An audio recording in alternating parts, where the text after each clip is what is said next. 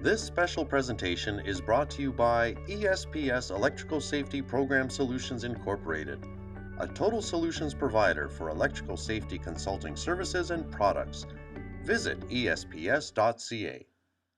Working in the electrical industry, when we do our hazard assessment tailboards or toolbox meetings, we say we're going to identify, eliminate, and control hazards. But in the electrical trade, you can shut it off, you can ground it, you can do whatever you want.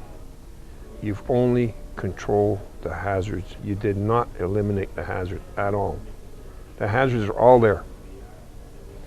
And that's why we can't get away with thinking that I've eliminated the hazards, because it doesn't work. I had no idea what the danger was in his job. All I knew about electricity was plugging in a toaster or a coffee pot. That's all I knew. But when that power went on, it blew me back about 20 feet. And I was laying there and I could feel I had no pulse. And I wasn't breathing. And I thought to myself, this is it, I'm done. I've only been married for a week. It's finished. Going to the hospital. I can remember I just didn't want to close my eyes because I knew the consequences of electricity, and I didn't want to close my eyes because I didn't want to die, because I figured that was going to go any minute. So when he got electrocuted and I seen him in the hospital, he had visible wounds where in his wrist, in his right wrist, he had a little hole about a pencil size, and in his ring finger he had one as well, and in his ankle. So in my mind, that was minor. It would heal in no time. I had no clue what was in the future, none whatsoever. And I can remember thinking, is this really happening?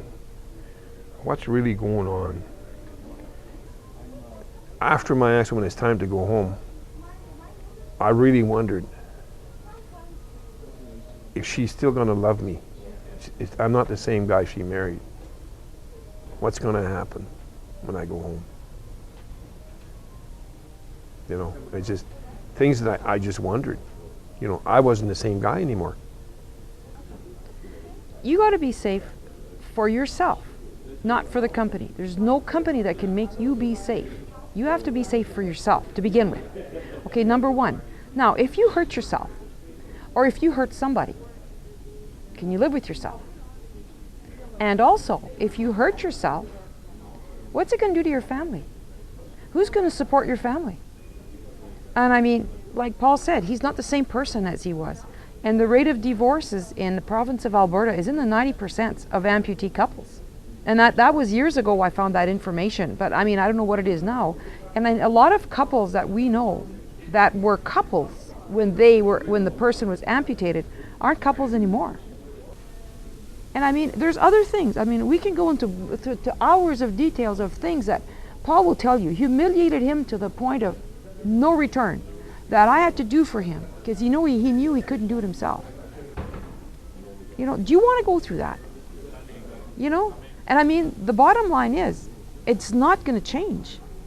His legs aren't going to grow back. And they tell me, oh, you must think you're really lucky. I say, really? Yeah. I have a heart condition now.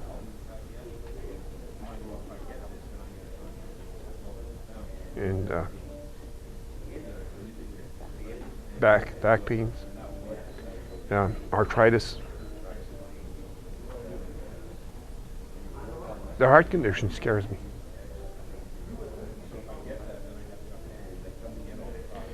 And it's because of the electrical shock.